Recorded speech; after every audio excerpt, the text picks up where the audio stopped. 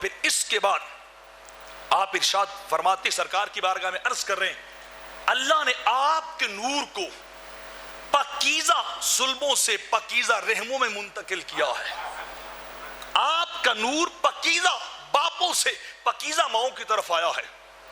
پاکیزہ ماؤں کی طرف آپ کا نور منتقل ہوتا رہا ہے. میرے آقا فرماتے انا من نکاح لا من صفا، اور میں میری آبا میں، میرے نسل میں، میرے بڑوں میں کوئی مرد کوئی عورت بد کردار نہیں گزرا ہے.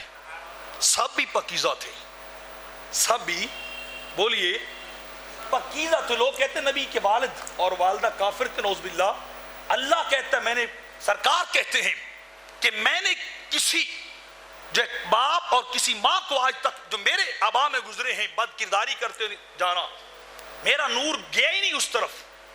آدم علیہ السلام نے شیش علیہ السلام کو فرمایا شیش جی ابا جی، فرمایا جو نور رب نے تجھے دیا ہے نا یہ نور بڑا اعلیٰ ہے، تیری پیشانی میں چمک رہا یہ نور.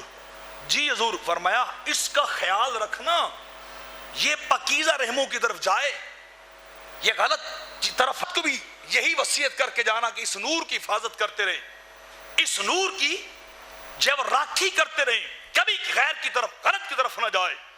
تو آپ نے وصیت کی تھی بیٹا یہ نور رب نے مجھ سے تجھے دیا ہے، مجھ سے تجھے دیا ہے، اور اس کی حفاظت کرتے جانا. تو میرے آقا فرماتے ہیں میں نکاح سے آیا ہوں، صفا زنا بدکاری سے نہیں آیا، میری ساری نسل پاکیزہ.